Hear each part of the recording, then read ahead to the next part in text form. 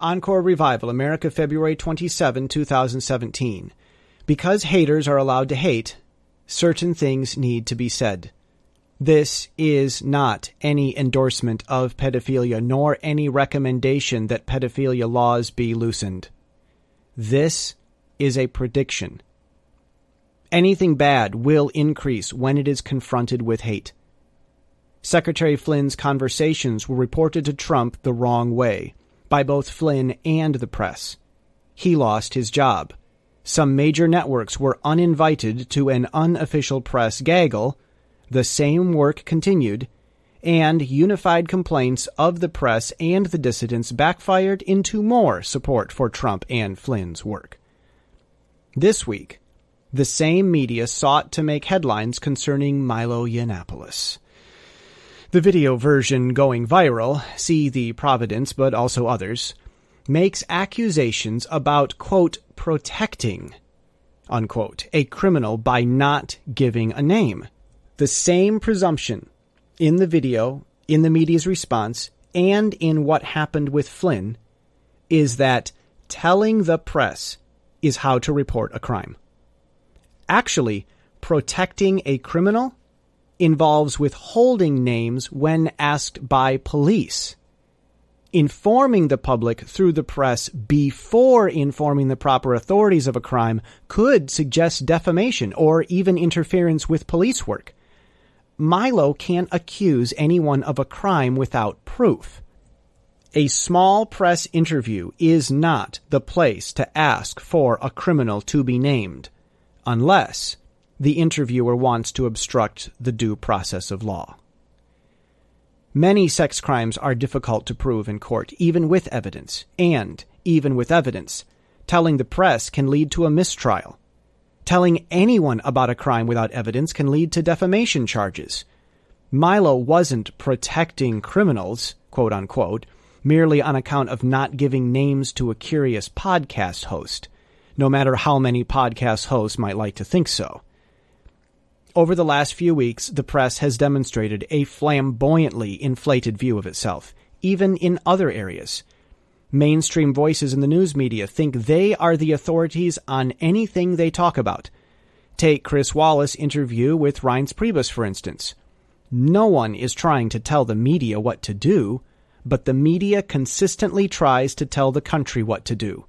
They try to boss everyone, from the voters to the president.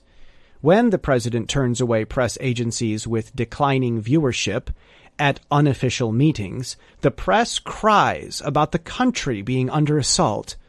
The country is under assault. The question is, from whom?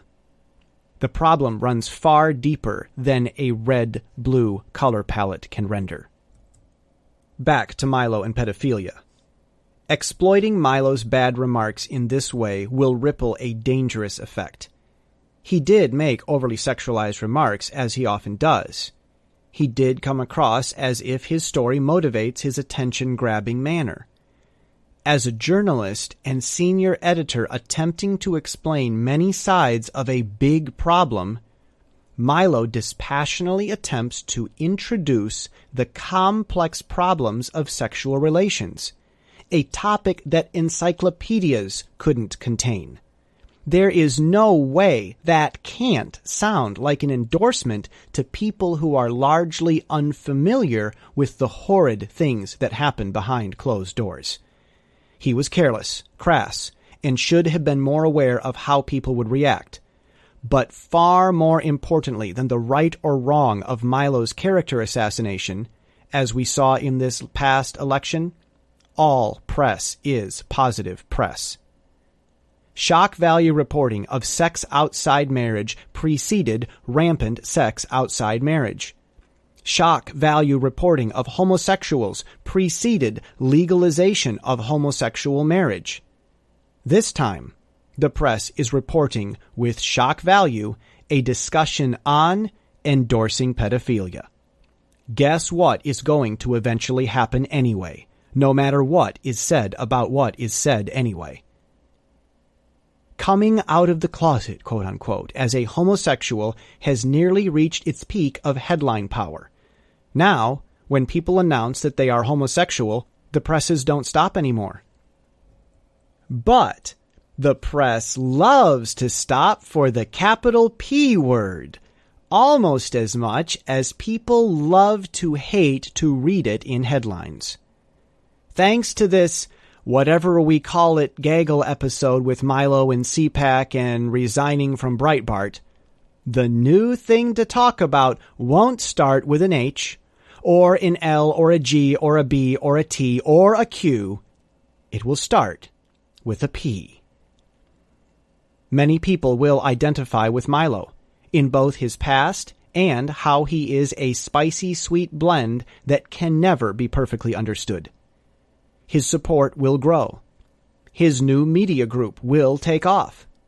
His renegotiated book with likely extra chapter will sell more copies. Many people will announce that they have secretly had the same thing happen to them, but were afraid to speak out until now. Children will learn another new word at an early age. And eventually, as unfortunately, from the topic getting such attention in the press, pedophilia will unfortunately increase to a point where, unfortunately, sex laws could be changed by a popular vote. And the press's hunt for hate didn't help stop the spread.